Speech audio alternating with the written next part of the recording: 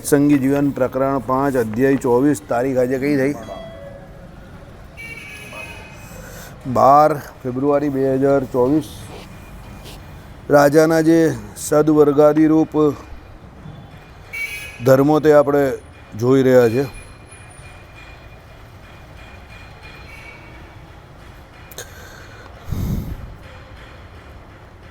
રાજાએ રૂઢી રીતે રક્ષણ કરેલી પ્રજાઓ જે ધર્મને પાળે છે તે ધર્મના ચતુર્થ ભાગને એટલે એના પુણ્યના ચોથા ભાગને તે રાજા પામે છે. આપણે જોયું એટલે પોતાના રાજ્યમાં રાજા પોતે જો ધર્મનું પાલન કરે અને એનો પ્રચાર પ્રસાર થાય તો પ્રજા પણ જો એ ધર્મનું પાલન કરે તો રાજાને એમાંથી ચોથો ભાગ સીધો જ મળી જાય સરળતાથી. જે ધન ચોરોએ ચોરેલું કોઈ પણ ઉપાયથી રાજાએ ચોરોને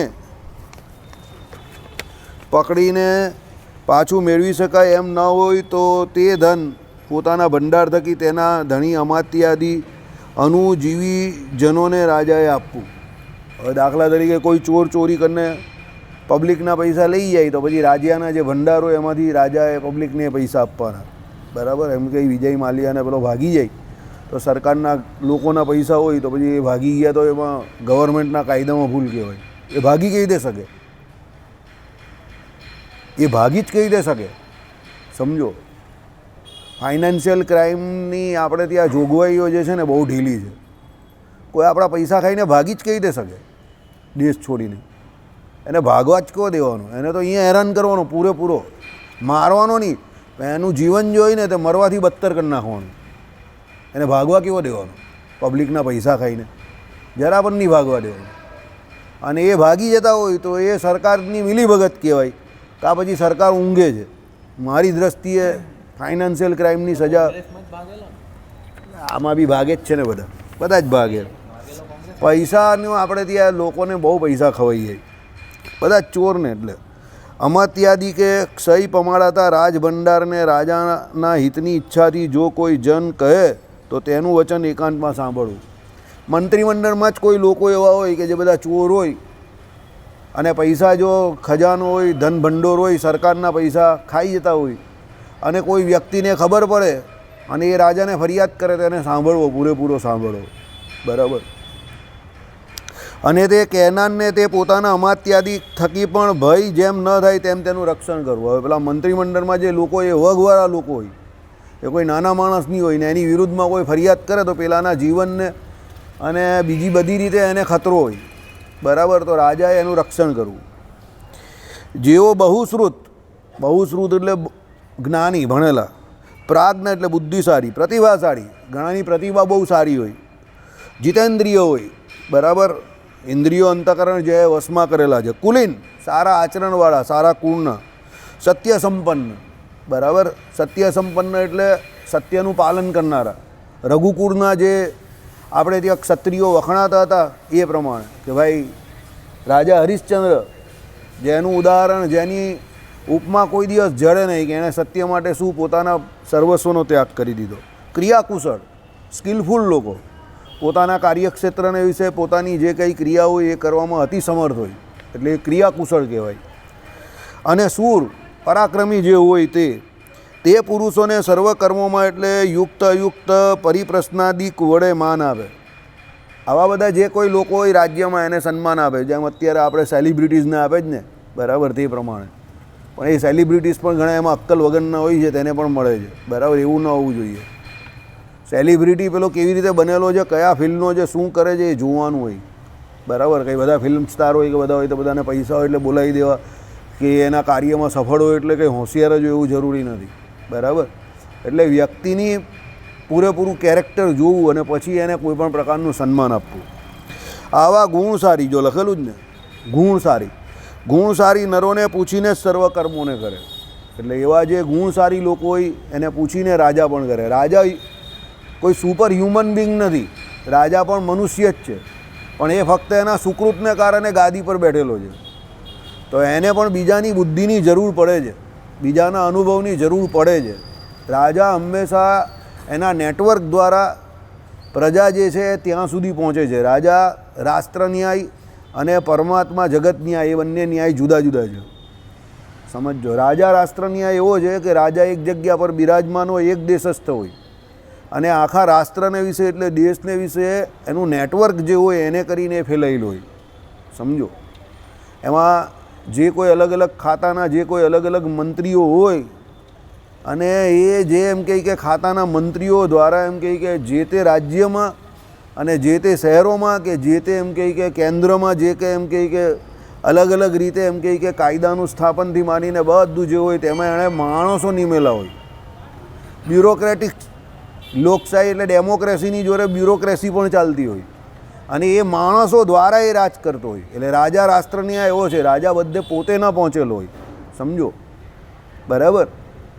પણ પરમાત્મા અને જગતનો ન્યાય અલગ છે. પરમાત્મા પોતે જાતે બધે પહોંચેલા છે, એટલે છે જ બધે.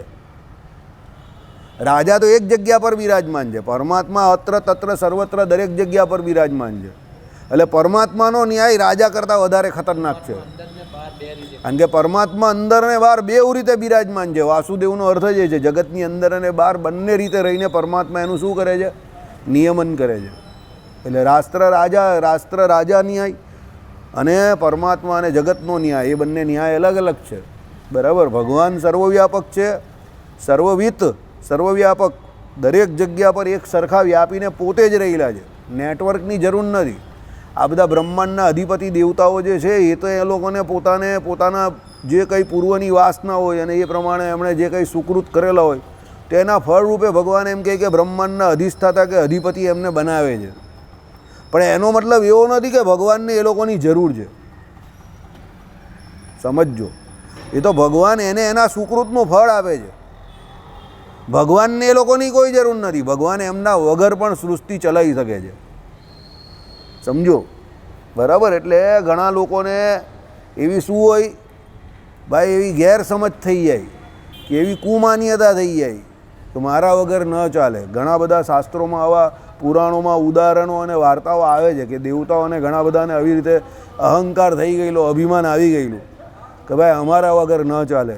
ત્યારે સમયે સમયે પરમાત્મા પેલું કહીને ભગવાન ચાવી આપે એ લોકોને પછી, અને એ લોકોને ભગવાન પોતાનું ઐશ્વર્ય બતાવે અને પછી ભગવાન એ લોકોને કહે, ઇનડાયરેક્ટલી મેસેજ કન્વે કરે કે ભાઈ તમને જે કંઈ આપેલું છે તે મેં આપેલું છે.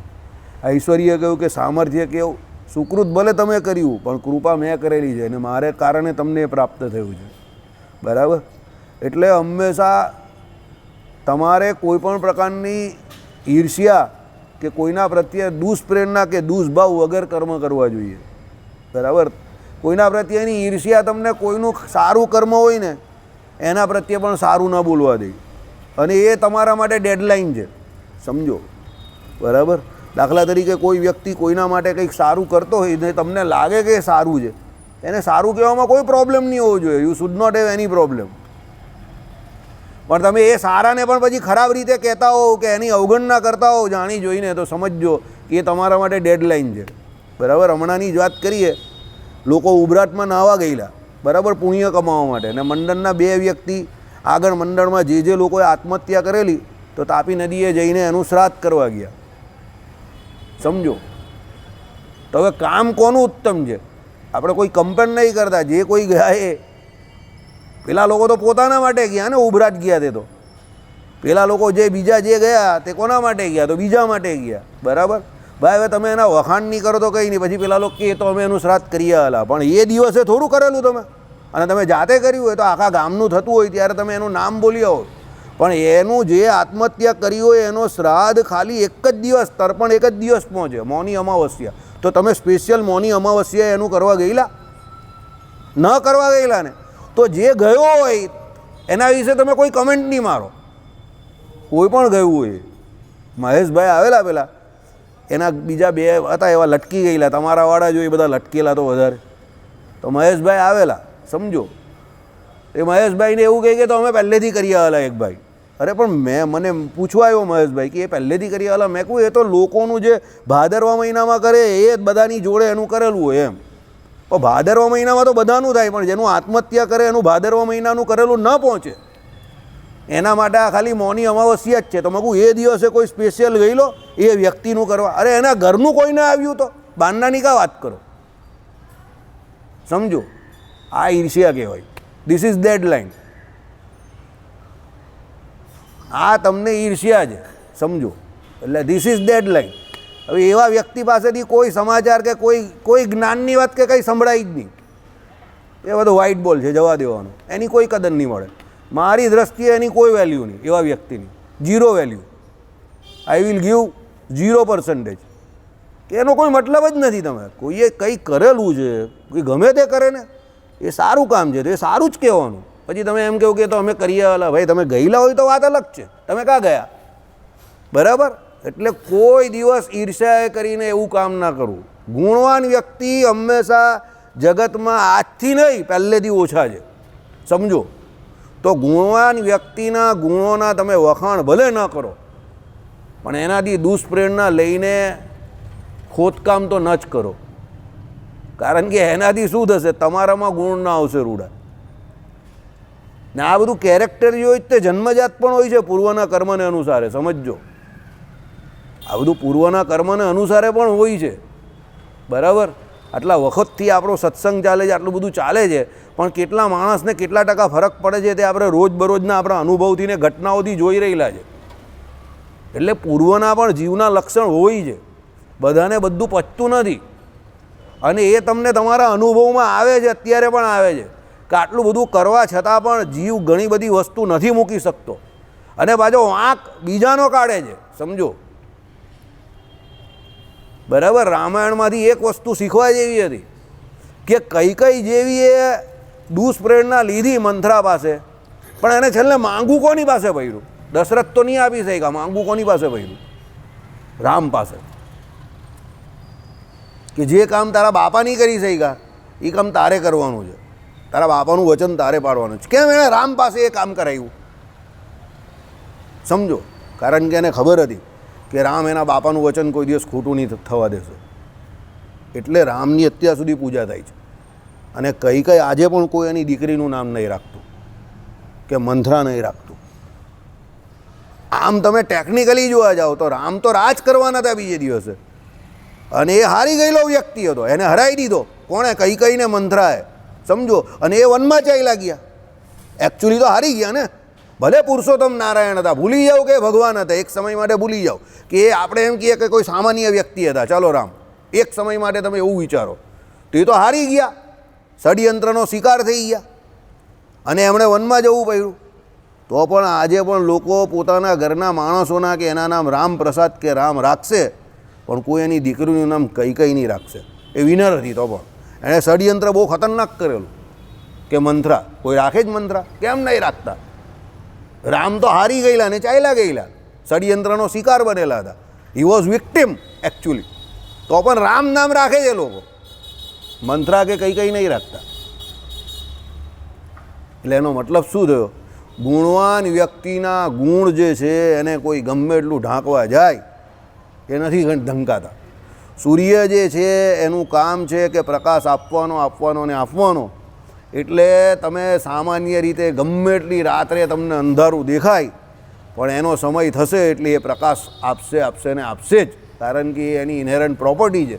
પ્રકાશ નામનો ગુણ સૂર્યમાં રહેલો છે, એટલે તમે ગમે ઈચ્છો પણ એના સમય પર આવશે એટલે પ્રકાશ થશે ને થશે જ. એમ ગુણવાન જે કોઈ છે એના ગુણ તમને દેખાશે ને દેખાશે જ. એટલે તમારામાં પણ કદાચ કોઈ ગુણ હોય તો એની તમારે પબ્લિસિટી કે માર્કેટિંગ કરવાની કોઈ જરૂર નથી. એ તો પ્રસંગોપાત દેખાઈ જ આવે ભાઈ. તમારા વર્તનથી, તમારા આચરણથી જ દેખાય, સમજો. બિહેવિયર એક એવી વસ્તુ છે કે એ તમને શીખવાડવામાં આવે કે ન આવે, તમે તમારો જે ઇનહેરન્ટ અંદરનો સ્વભાવ હોય ને એ બહાર આવે ને આવે જ, સમજજો. બરાબર. એટલે ગુણવાન વ્યક્તિએ બીજા દુર્ગુણી લોકોને જોઈને પોતાના ગુણને છોડવાની કોઈ જરૂર નથી. એ રામચંદ્ર ભગવાનનું કેરેક્ટર તમને શીખવાડે છે કે કૈકેયીની માતા હતી તો પણ એના છોકરાને ગાદી પર બેસાડવો હતો, તો એને એ વરદાનની પૂર્તિ માટે દશરથ પણ જો પૂરેપૂરા નહીં પડી હોય તો કોની પાસે જવું પડ્યું? રામ પાસે જ જવું પડ્યું ને. કેમ? એમનામાં એ ગુણ હતા, સમજો. એટલે આપણે રામની પૂજા આજે પણ કરીએ છીએ, કૈકેયીની નહીં કરતા કે મંથરાની નહીં કરતા. સમજ પડી? इतिहास वो ही बनाते हैं, बराबर, जो कुछ करना चाहते हैं, जो कुछ सहना चाहते हैं. સામાન્ય વ્યક્તિ ઇતિહાસ નહીં બનાવી શકતા, કારણ કે એ લોકો તો સામાન્ય જ રહેવાના છે અને એ લોકોએ થાની લીધું જ કે અમે સામાન્ય જ રહેવું જ, તો એ સામાન્ય જ રહેશે. બરાબર. સામાન્ય વ્યક્તિની નોંધ કોઈ લેતું નથી. હવે તમારા હાથમાં છે કે તમારે કેવા બનવું છે. બરાબર. નાના નાના ફાયદા માટે લોકો બહુ તુચ્છ કર્મ કરી નાખે છે. બરાબર. અને જગતમાં લોકો એને સ્માર્ટ પણ કહે છે, પણ પછી એની કંઈ બહુ વધારે વેલ્યુ શાસ્ત્રોની રીતે કંઈ થતી નથી કે ભગવાનની રીતે કંઈ થતી નથી. બરાબર. આ લોકમાં જે કંઈ હોય પેલો કહીને 4 દિન કી ચાંદની ફિર વહી અંધેરી રાત જેવું છે. બરાબર. ચાલો, એટલે આવા જે લોકો હોય એને ભગવાન શું છે, ગુણ સારી નરોને પૂછીને સર્વ કર્મોને કરે. જેઓ વૃત્તિ દુર્બળ, હા બિચારા ગરીબ લોકો હોય ને વૃત્તિથી દુર્બળ હોય, કૃપણ હોય, જેઓ અનાથ હોય. કૃપણ હોય એટલે આપણે કહીએ ને કે ભાઈ નબળા હોય. બરાબર. જેઓ અનાથ હોય, જેના મા બાપ ન હોય, જેનો કોઈ નાથ ન હોય, તે અનાથ હોય કહેવાય. જેઓ વયે કરીને વૃદ્ધ હોય, વયે વૃદ્ધ હોય એટલે બિચારા કોઈ કાર્ય ન કરી શકતા હોય. બરાબર. એવા હોય. અને જે વિધવાઓ હોય, પહેલાંના સમયમાં તો વિધવાઓની હાલત પણ, એટલે સ્ત્રીઓની આમ હાલત પુરુષો ઉપર જ આધી નથી, એટલે એમાં વિધવા થાય તેનો પતિ ન હોય એટલે હવે એની જવાબદારી કોની, તો રાજાની હોય, રાજ્યની હોય. તે આ સર્વેનું યોગક્ષેમ. યોગક્ષેમ એટલે શું છે કે એને જે ઈષ્ટની પ્રાપ્તિ કરાવી આપવી હતી, એટલે જેની એની પાસે જે કંઈ ઉણપ છે તે એને પ્રાપ્તિ કરાવી આપવી, અને જે કંઈ એની પાસે છે એનું રક્ષણ કરવું એટલે ક્ષેમ. બરાબર. અને વૃત્તિ એટલે એને જીવન જરૂરિયાતની જે કંઈ વસ્તુઓ જોઈએ એના માટે જે કંઈ રૂપિયા પૈસા અનાજ પાણી જે કંઈ જોઈએ એને રાજા નિત્ય વિચારીને કરી આપે. આનાથી શું થાય કે આવા વ્યક્તિઓ જે છે તે બધા સચવાઈ રહી અને એ લોકો પાપને વિશે ન પ્રવર્તે. સમજો, પાપને વિશે પ્રવર્તે એનો મતલબ એવું નથી કે ઘણા બધા દુનિયામાં લોકો એટલે પણ પાપને વિશે પ્રવર્ત્યો હોય કે પહેલાં સારા હોય અને ગુણવાન હોય. સમજો, પણ સમાજની રીતે એ લોકોના ગુણની કોઈ કિંમત અંકાઈ નહીં હોય અને પછી જે કોઈ સમાજના દુષ્ટ લોકો હોય એને પીડા પહોંચાડી હોય એટલે પછી પેલો શું છે એના ભાવથી એના ગુણોને પછી શાંતિથી એ ભૂલી જાય અને પોતે પણ પેલા લોકો જેવો થઈ જાય. સમાજનો બગાડ ખોટા લોકો વધારે કરે છે સાચા લોકો કરતાં, કારણ કે સાચા લોકોને એની સત્યનું કે એની સચ્ચાઈનું પરિણામ જ્યારે ખરાબ રીતે વેઠવું પડે એટલે પછી એ લોકો સત્ય ઉપરથી ભરોસો એ લોકોનો ઉઠી જાય, એટલે સમાજને બગાડનારા લોકો વધારે ને વધારે બગાડે છે. એટલે એવા લોકોને કોઈ દિવસ ખરાબ કરતા હોય તો એમાં સહકાર ના આપવો અને પ્રોત્સાહન પણ ના આપવું જરા પણ, કારણ કે એને કારણે બે સાચા માણસ પણ ખોટું કરવા પ્રેરાય છે અને બીજા બે સારા ને સાચા માણસે શોષવું પડે છે. સમજો, એટલે એવાને કોઈ દિવસ પ્રોત્સાહન ના આપવું. એ જે કરતો હોય તે એની રીતે એને કરવા દેવું, પણ એને પ્રોત્સાહન ના આપો કે તું બરાબર કરે છે કે તું જે કરે છે તેવું જ થાય, એવું જરા પણ ન કહેવું. એ ખોટું એટલે ખોટું જ છે, એ ભલે કોઈ પણ કરે. બરાબર. ચાલો, રાજા બ્રહ્મવિદોના આશ્રમોમાં વિનિત વેશથી પ્રવેશ કરી વસ્ત્રો પાત્રો અન્નાદિ જે તેઓને આવશ્યક હોય તે આદર સત્કારપૂર્વક સદૈવ મોકલાવે અને તે તપસ્વીઓને સ્વયં રાજા સર્વદા વિનયયુક્ત થઈને આત્મા આત્મીય રાષ્ટ્ર અને સર્વે કાર્યોને પ્રયત્નથી નિવેદન કરે. રાજા બ્રહ્મવિદોના આશ્રમોમાં ભગવાનનું ભજન કરતા હોય, યજ્ઞ યાગાદિક કરતા હોય એવા જે બ્રહ્મ તત્વને જાણનારા જે કોઈ ઋષિમુનિઓ છે એના આશ્રમોમાં જાય. પહેલાં તો બધા ઋષિમુનિઓની આખી એક અલગ રીતે આપણે કહીએ તો એ પ્રમાણે સરકાર ચાલતી હતી કે ગવર્મેન્ટ ચાલતી હતી. જંગલોમાં ઘણી બધી જગ્યા પર ઋષિમુનિઓના આશ્રમો હતા અને એ આશ્રમોમાં જે કંઈ તમે જોવા જાઓ તો એની જે મર્યાદાઓ જે છે એ બધી ઋષિમુનિઓએ ઘડેલી હતી.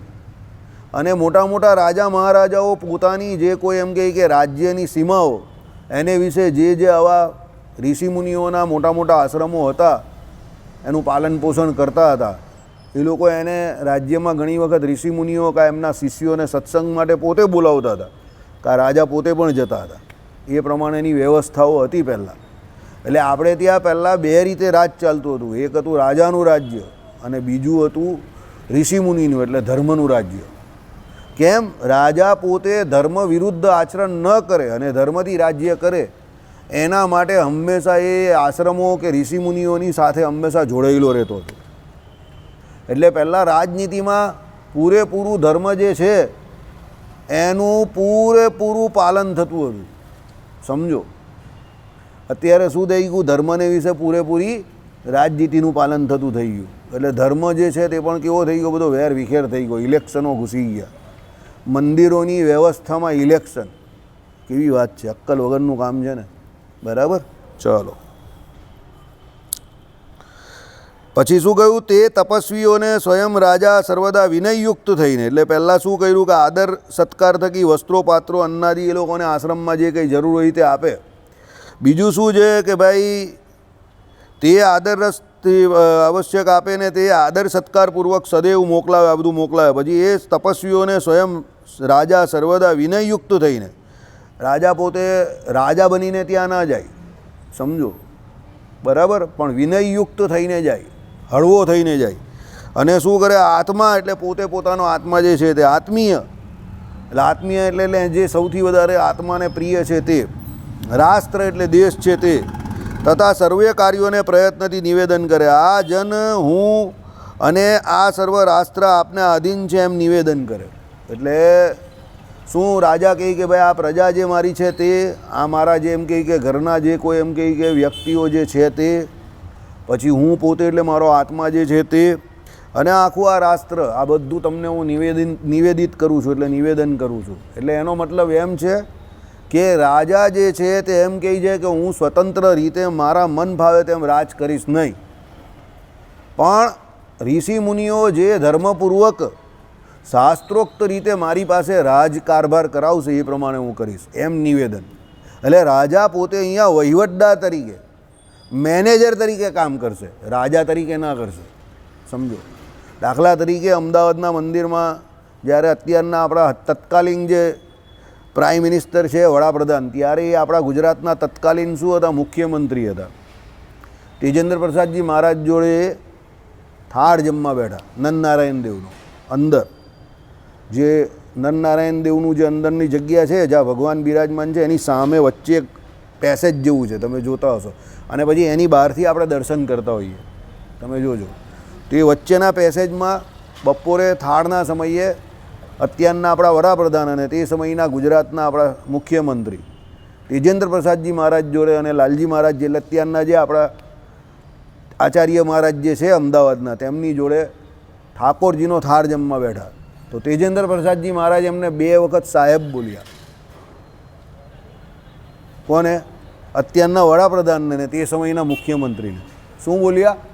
સાહેબ બોલ્યા. તો આ સાહેબે શું કહ્યું ખબર? સાહેબ તમારા માટે નહીં, નરનારાયણ દેવ જે છે તે અત્યારે સૌથી મોટા સાહેબ છે.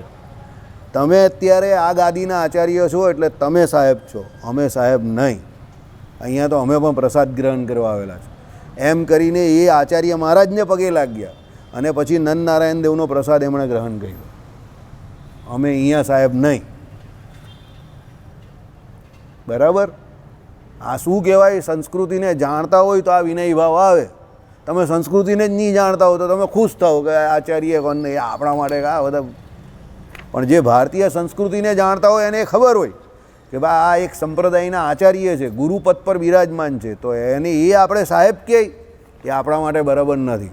અને કોઈ રાજા ફાટીને એવી રીતે જબરજસ્તી બોલાવડાવે એની પાસે, તો એ પણ એના અધોપતનનું કાર્ય છે, સમજો. કારણ કે આપણે ત્યાં ધર્મસત્તા અને રાજસત્તા બંને પૂજનીય છે, સમજી ગયા. પણ રાજસત્તા છે એને ધર્મસત્તાથી, ધર્મથી રાજ્યનું પાલન કરવાનું છે. એટલે એ કોઈ સનાતની હોય તે જ સમજી શકે. બોલો શું કહેવા માંગો? નહીં નહીં નહીં નહીં, સોરી, ધર્મસત્તાનું એક અંગ રાજસત્તા નથી, અંગ નથી. ધર્મસત્તા અને રાજસત્તા બંને અલગ અલગ છે, સમજો. છે બંને અલગ અલગ, પણ રાજસત્તાને પૂરેપૂરી ધર્મસત્તાની જરૂર છે. અને ધર્મસત્તાથી જ્યાં સુધી રાજસત્તાનું પાલન થાય છે ત્યાં સુધી રાજ્ય બરાબર ચાલે. છે બંને અલગ અલગ વસ્તુ, પણ બંને એકબીજાના પૂરક છે. કેવી રીતે?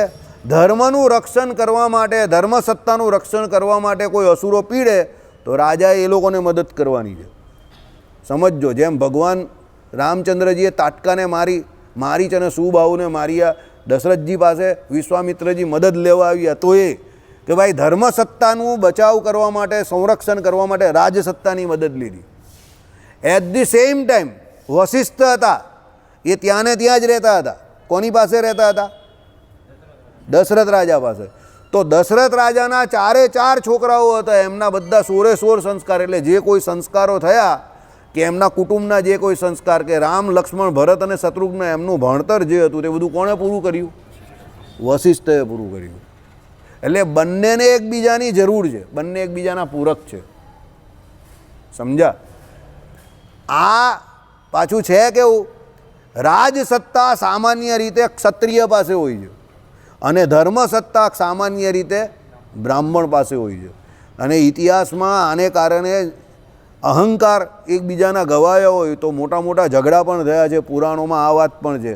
ક્ષત્રિય કહે કે અમે રાજા છે એટલે અમે મોટા, બ્રાહ્મણ કહે કે ના અમે મોટા, એમ કરીને એ બંને વચ્ચે ઝઘડા પણ થયા છે ને સાપાસાપી પણ થઈ છે. સમજ્યા? એટલે બંનેને એકબીજાની જરૂર છે, બંને એકબીજાના પૂરક છે, ઝઘડવાનું નથી. બરાબર? અને દુનિયામાં એવા ઘણા રાજ્ય છે, સમજો, કે જે ધર્મસત્તાને નથી માનતા. છે જ ને, ઘણા બધા એવા છે. રાજ તો કરે છે એ લોકો, પણ ધર્મવિહીન થઈને કરે છે. જાનવરના કાયદા ત્યાં ચાલે છે, સમજો. એટલે એમાં ગમે ત્યારે ગમે તે થઈ શકે. બરાબર? પણ જે શાસ્ત્રોક્ત રીતે ધર્મનું પાલન કરીને જે રાજા રાજ્ય કરે તેનું રાજ લાંબુ સમય સુધી ચાલે. એનું રાજ લાંબા સમય સુધી ચાલે. એમ તમને એના કારભારને વિશે ધર્મ દેખાય. બરાબર? હવે ધર્મ કોઈ દેખાવાની બાબત નથી. ધર્મ આમ તો બહુ આંતરિક બાબત છે બધાની. પણ ગમે એટલી આંતરિક બાબત હોય, તમને ખબર તો પડે જ કે આ માણસ ધર્મને માને છે કે ખાલી ઢોંગ કરે છે. સમજો કે આ માણસ શાસ્ત્રોને માને છે કે ખાલી ઢોંગ કરે છે, એના ચરિત્ર દ્વારા. કારણ કે ધર્મને જે વ્યક્તિ માનતો હોય એ હંમેશા એવું વિચારે કે કોઈ બીજાને દુખાવવો નહીં. તમે બીજાને દુખવીને કોઈ પણ કર્મ કરો તો તમે કોઈ દિવસ સુખી નહીં થવાના. યાદ રાખજો. અને સામાન્ય વ્યક્તિ હોય તે શું, મારે શું લેવા દેવા, મારે મારું કરવાનું, હું ભલો ને મારા ઘરના ને એ 2-4 માણસ, માઇક્રો ફેમિલી. બરાબર? એટલે તો કાયમ પેલું ઉદાહરણ હું તમને આપું છું કે ગાંધીજીના 4 છોકરા અને એની છોકરીનું નામ તમને યાદ નહીં હોય ને નહેરુના ખાનદાનના બધાનું નામ તમને ખબર હશે. પાછું અહીંયા રામચંદ્ર ભગવાન જેવી જ વાત છે. ગાંધીજીના એ ગુણ હતા જેને કારણે એના છોકરાઓના નામ તમને નથી યાદ. એને તમે ડિસક્વોલિટી તરીકે નહીં લેતા, એ એની ક્વોલિટી કહેવાય. કારણ કે એ સમયે ભારતની જેટલી વસ્તી હતી એમાં 80% લોકોની 90% લોકો ગાંધીજીને ફોલો કરતા હતા. તો પણ તમને અત્યારે 60-70 વર્ષ પછી એના છોકરાઓના બધાના નામ કે છોકરીનું નામ ના ખબર હશે, પણ નહેરુના કુટુંબના બધાનું ખબર હશે. ગુણ ન હતો તો પણ. આ પેલી જ વાત છે જે હમણાં મેં કરીને એ વાત છે. તમે આમ ભલે એમ કેવું કે એ તો પછી એનું નામ યાદ છે તો પછી એવા જ બનાવીને ના, એને ફોલો ન થાય. એ પેલા વ્યક્તિનો ગુણ હતો એ કે ના ભાઈ એ લોકો કેપેબલ નથી તો એ લોકો નહીં જરૂર એમની આ ક્ષેત્રમાં. બરાબર? પેલા લોકો કેપેબિલિટી વગર આવે છે તો અત્યારે જોની બધી પોલની ખુલી ગઈ કે કેપેબલ નથી, ખબર પડી ગઈ આખા ગામને. ભલે મારી થોપીને લોન્ચ કરે છે, રીલોન્ચ કરે છે, ચલાવે છે, દોડાવે છે, ગબડાવે છે, વચ્ચે વચ્ચે વગર કામ કરીએ રજા બી પડાવે છે. સમજો હવે કામ શું કરે છે માણસ, કે એને થાક લાગે છે મને સમજ નહીં પડતી, અને રજા બી પાડે છે અને ગાયબ થઈ જાય પાછા 50-50 દિવસ સુધી ગાયબ થઈ જાય. અરે વગર કામ કરીએ તને થાક કેવો લાગે છે ભાઈ? તું ગાયબ કમ થઈ જાય છે? તું કઈ પોસ્ટ પર છે? તુમારો ઓદા ક્યાં હે? સમજો પોલ ખુલી ગઈ કે એ માણસ કેપેબલ નથી, એને મારી થોપીને બેહાડવાની વાત કરે છે લોકો. બરાબર? એટલે તમારામાં રહેલા ગુણ કે અવગુણ તમે ગમે એટલી એક્ટિંગ કરો પકડાઈ તો જવાય જ. બરાબર? એટલે ધર્મસત્તા અને રાજસત્તા બંને અલગ અલગ છે, અલગ અલગ વ્યક્તિઓના હાથમાં છે, પણ બંને સાથે મળીને સારા સમાજનું નિર્માણ થાય, સારા રાષ્ટ્રનું નિર્માણ થાય એના માટે પ્રયત્ન કરવાનો છે. બરાબર? ચલો, આ જન એટલે રાજા કોઈ આપતકાળ આવતા તપસ્વીઓને વિશે વિશ્વાસ કરે. જો આવી ગયું ને આપતકાળ આવે એટલે એ પહેલાં રાજા જે કોઈ રાજગુરુ હોય એની પાસે જ જાય અને એને જ પૂછે. બરાબર? ભરત રાજા હતા, ભરત રાજાએ એનું રાજ જે હતું તે એના સગા દીકરાને નહીં આપેલું. સમજજો, ભરત રાજા આશ્રમમાં ગયા હતા અને પછી ત્યાંથી લઈને આવેલા. સમજો, ભરત રાજાને પણ એના છોકરા બરાબર ન લાગેલા એટલે આપણે ત્યાં પહેલેથી આવું થાય છે કે ભાઈ પોતાની સંતાન બરાબર ન હોય તો પછી એને જબરજસ્તી રાજપાટ સોંપી દેવા એમાં તો મગજમારી થાય. અને ધૃતરાષ્ટ્ર એવું ન કર્યું, એનો છોકરો કેપેબલ ન હતો અને યુધિષ્ઠિર વધારે કેપેબલ હતા, તો પણ એને એવું વિચાર્યું કે ના મારો છોકરો કેમ નહીં, આ તો મારી જોડે અન્યાય થયો, એમ આની જોડે પણ અન્યાય થયો, બરાબર. અને એણે એના માટે યુદ્ધ કરાવી નાખ્યું ને 6 છોકરા એના મરી ગયા, એની સામે આવ્યા અને એની સામે જ મરી ગયા. એક દિવસ પણ બિચારાને એનું દર્શન થયું નહીં, ખાલી એનું દુઃખ જ એને સહન કરવાનું આવ્યું કે આવ્યા ને આ મર્યા, જોયા વગર જ દુઃખ. કેમ? એણે મહાત્મા વિદુર જે ધર્મ સત્તા પર બિરાજમાન હતા, વ્યાસજી જે વારંવાર આવીને એમને સત્સંગ કરાવતા હતા કે ચેતી જાઓ, આ તારા માટે રેડ લાઇટ છે, ડેડલાઇન છે, દુર્યોધનના કયા પ્રમાણે રાજપાટ ન ચાલે, દુર્યોધનનો ત્યાગ કરી નાખો, એવું બધા એને કહ્યું. ન માન્યો તો બાકીના 99 પણ નીકળી ગયા, બરાબર. એટલે ધર્મસત્તા જ્યારે રાજસત્તા અને રાજસત્તા જ્યારે ધર્મસત્તા, એ બંનેનો એકમેકનો વિશ્વાસ સંગ સાધીને રાજ કરે તો જ રાજ બરાબર ચાલે ને રાષ્ટ્ર અને પોતે પણ સુખી. બાકી તમે એક વસ્તુ સિમ્પલ જ કાયદો છે, બીજાને દુઃખી કરીને કોઈ વ્યક્તિ પોતે સુખી થઈ શકતો નથી, યાદ રાખજો, બરાબર ભૈયા. ये तो होना ही था, जैसे तूने दूसरों की छाती पे गोली चलाई है, एक दिन तेरे अपनों की छाती पे भी गोली चलेगी. આ કાયદો જ છે ભગવાનનો. બાણને બાવળી વાવી હોય એટલે તમને એના કાંટા વાગવાના ને વાગવાના. 110%. દશરથ રાજાનું ઉદાહરણ, શ્રવણ કુમારનું. એણે બાણ છોડ્યું, ક્ષત્રિય.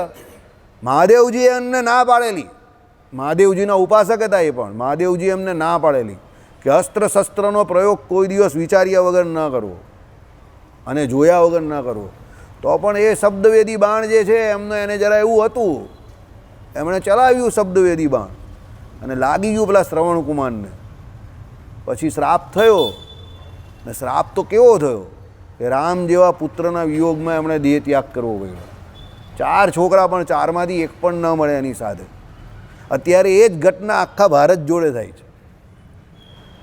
2 તત્તન છોકરા હોય પણ પેલો 2 મહિના બાપા આની જોડે રહી, 3 મહિના પેલા જોડે રહી, 2 મહિના પેલા જોડે રહી. બધા છોકરાઓ અંદર લડે બાપાને રાખવા માટે, બાને રાખવા માટે.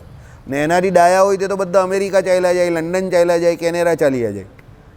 ને પેલા મા બાપ અહીંયા બિચારા પીલાયા કરે. ને એમાં 100% બેન જે હોય ને, માતા હોય ને, પહેલાં એને મોકલવાનો બહુ શોખ હોય, અભરકો, પછી મોકલે ને પછી અહીંયા એને ડિપ્રેશન આવે. આ છોકરા મોટા કરેલા હોય, સામે મોટા થાય ને પછી અહીંયા છોકરા જ નહીં દેખાય એટલે પછી બા હોય એને ડિપ્રેશન આવી જાય.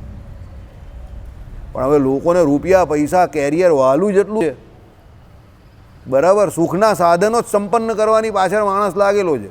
એટલે સુખ પોતા પાસે જે સુખ હોય એને છોડવા એ તૈયાર છે. સંતાન સુખ માટે પહેલાં વલખા મારે લગ્ન પછી, અને સંતાન મળે તો પછી કંઈ 20 વર્ષનો થાય તો એને ભગાવે અહીંયા. તો પછી સંતાન સુખ કેવું તને? સંતાન તો તારી પાસે છે નહીં, એનું કંતાન બી નથી, તો સંતાન ક્યાંથી રહેવાનું? બરાબર. આ બધી બેવકૂફી છે, નરી બેવકૂફી માણસની. સમજો, ભગવાને જે આપેલું છે, જેટલું આપેલું છે એનો આનંદ માનતા શીખવું જોઈએ.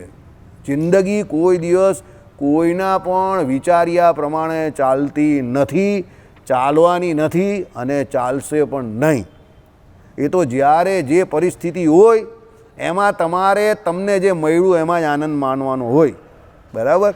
નહીં તો દુઃખી જ થવાનું છે બધાય. આ લોક જ બ્રહ્માજીથી અહીંયા નીચે સુધી કોઈ સુખી નથી. ચાલો, કેમ તો તેઓ સર્વભૂતોના હિતમાં નિરત હોવાથી વિશ્વાસનું પ્રથમ પાત્ર છે.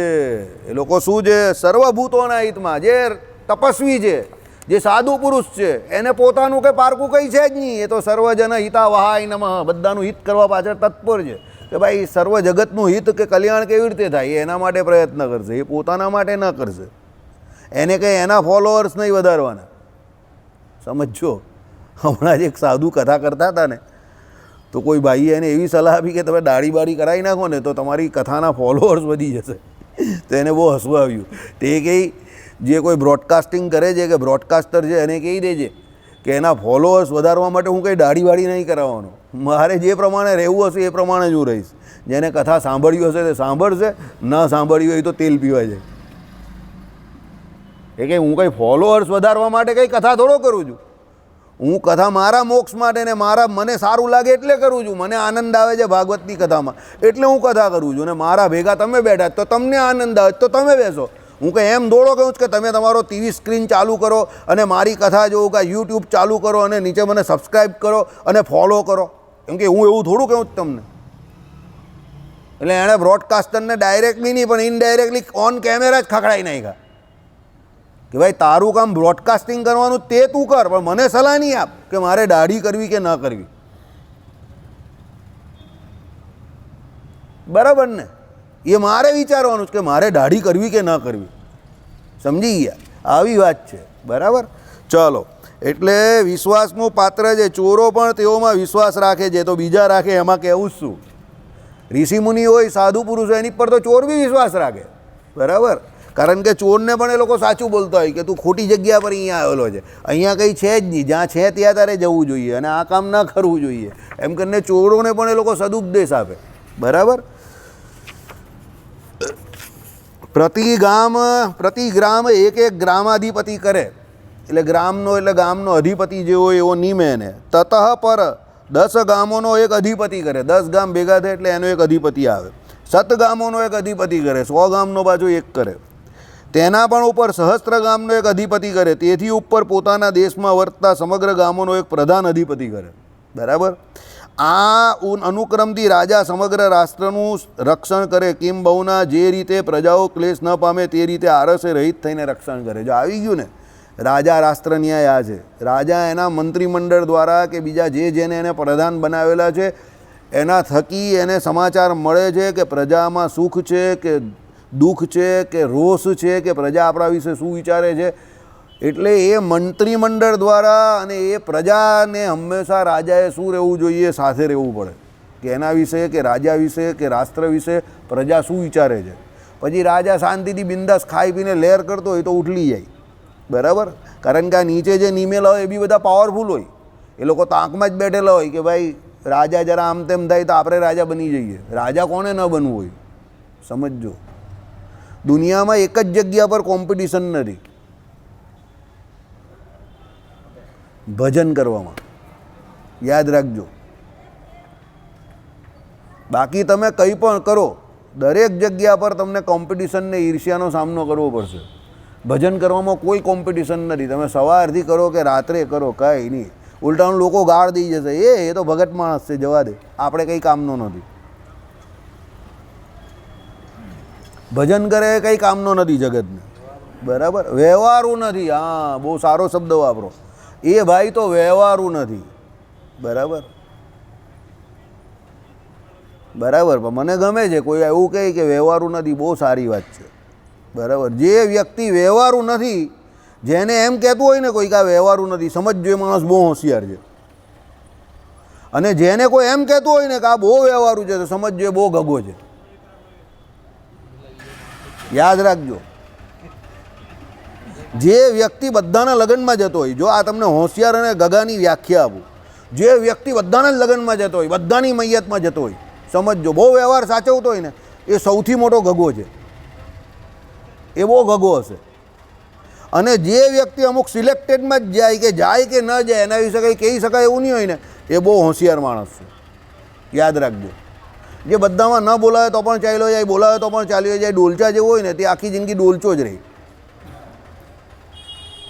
સમજી ગયા? એટલે જે જેટલો વ્યવહારમાં ઊંડો ઉતરો છે ને એટલો ગગો છે. અને જેની પાસે વ્યવહાર માટે ટાઈમ નથી એમ કહેશે ને એ બહુ હોશિયાર છે. એટલે મહારાજે શું કહ્યું? વ્યવહારિક રીતે જે કુશળ હોય તે બુદ્ધિશાળી નથી, જે પોતાના મોક્ષને માટે પ્રયત્ન કરે છે તે કુશાગ્ર બુદ્ધિવાળો છે. એટલે ભગવાને વ્યાખ્યા આપી દીધી. વ્યવહારનું તો પોતાનું કાર્ય કરાવવાનું એમાં તો બધા હોશિયાર. સ્વાર્થ સિદ્ધ કરવામાં તો કૂતરા બિલાડા પોતાનો શિકાર કરીને ગમે ત્યાંથી લઈ આવે છે પોતાના બચ્ચા માટે પણ. અને પોતાનું ને પોતાના છોકરાનું તો બધા સારું વિચારે છે. સમજો, એ તો સ્વાર્થી છે, એ કુશાગ્ર બુદ્ધિ નથી. પણ આમાં કહ્યું એ પ્રમાણે જે સર્વજન હિતાવાય, આખા જગતનું હિત વિચારે છે, એને પોતાના કલ્યાણની તો પડી જ નથી, પણ આખા જગતનું હિત કે કલ્યાણ વિચારે છે, એ કુશાગ્ર બુદ્ધિવાળો છે. કેમ? એના કાર્યને વિશે કોણ ભરેલા છે? સાક્ષાત ભગવાન પરમાત્મા ભરેલા છે. એટલે એને આવી સદબુદ્ધિ આવી કે આખા જગતનું હિત કરવા માટે એ નીકળ્યો છે. સમજો. આ બુદ્ધિ કંઈ આ બુદ્ધિ બહુ ઓછી નહીં, નાની નહીં, આ બહુ મોટી બુદ્ધિ છે. અને બહુ ઓછા લોકોમાં આવી બુદ્ધિ હોય છે કે આવે છે. પોતાનું કરવાની બુદ્ધિ બધામાં જ હોય, એમાં કંઈ નવું નથી. એ કંઈ કુશાગ્ર બુદ્ધિ નથી, એ તો સ્વાર્થ છે. બરાબર. એ કોઈને શીખવાડવો પડતો નથી. પોતાનો સ્વાર્થ સિદ્ધ કરવા જીવ બધું કરવા તૈયાર થઈ જાય, ગમે તે કરવા. અને એના માટે એને કોઈ સ્કૂલમાં જવાની પણ જરૂર પડતી નથી. એ બધા શીખીને જ આવે. પણ પરહિત કેવી રીતે થાય એ શીખવું તો એના માટે સત્સંગની જરૂર છે, શાસ્ત્રોની જરૂર છે. એ અઘરું કામ છે. એમાંથી પણ નહીં શીખાતું. જન્મ લાગી જાય ત્યારે શીખાય. બરાબર. ચાલો, આ અનુક્રમથી રાજા સમગ્ર રાષ્ટ્રનું હિત રક્ષણ કરે. જે રીતે પ્રજાઓ ક્લેશ ન પામે તે રીતે આળસે રહિત થઈને રક્ષણ કરે. તે જ પ્રકારે રાજા વણિજો એટલે વેપારી વગેરેની વાણિજ્ય, પશુપાલન, કૃષિ આદિ વૃત્તિ અને સુતારાદી શિલ્પીઓના શિલ્પને જોઈને તેમના આય વ્યયને વિચારીને તેને અનુસારે જ તેમના થકી કરને ગ્રહણ કરે. કારણ કે આ બધા જે કોઈ છે રૂપિયા પૈસા ધન દોલતવાળા જે છે એના થકી જ કર મળે ને. લકીર કા ફકીરે શું કર આપવાના? કર કોણ આપે? કમાતો હોય તે જ આપે ને. ટેક્સ કોણ ભરે? કમાતો એ ભરે. બરાબર. બિહારમાં લોકો બિહારની ટ્રેન જે છે ને એ પણ નુકસાનમાં ચાલે. અને ત્યાં કોઈ ટ્રેનમાં પણ ટિકિટ નહીં લે ને પેલો ટિકિટ માંગે તો પેલો સામેથી આમ કરીને ડંબુક કરે. બોલ, ટિકિટ આપવાની છે કે બંદૂક? તો પેલો કંઈ ના નથી જોઈ દીધું. તો તારી આખી ટ્રેન જ તારી છે, લઈ જા. હા, બરાબર. એટલે એમાં કોઈ સરકારનું કોઈ કંઈ લેવાય, મફતમાં વાપરે બધા. બરાબર. એટલે ત્યાં તો જેની ટિકિટ મળી તે ઠીક, નહીં મળે તો કંઈ નહીં, એવું બધું. હવે ત્યાં પણ સુધારો આવેલો છે ધીરે ધીરે, પણ એક સમય ત્યાં પણ એવો હતો. સમજો, 500ની નોટ નવી આવેલી ત્યારે બિહારના એક રેલવે સ્ટેશન પર આપણો દેવાંગ દિલીપભાઈનો છોકરો એ લઈને ગયેલો. તેને 2 જણાએ સમજાવ્યો, પછી ભાઈ અંદર ચાલ્યો જતો. ઠીક છે, કેમ અહીંયા 500ના છૂટા નહીં મંગાય? 500 રૂપિયા માટે તને લઈને કોઈ ચાલ્યો જશે? બરાબર. એ વિચારમાં હવે એના માટે આ નોર્મલ હતું, એટલે એબ નોર્મલ હતું. અહીંયા નોર્મલ. આપણે અહીંયા 500ના છૂટા માંગવા હોય તો શાકભાજીવાળા પાસે પણ માંગીએ, ત્યાં ના મંગાતા હતા. એ ત્યારે ક્યાં જતો હતો? લગભગ પેલી બાજુ આગળ જતો હતો. એટલે આવી હાલત. એટલે દેશે બધું બદલાય, આપણે પણ શીખવું પડે. શ્રીપતિમ શ્રીધરમ સર્વદી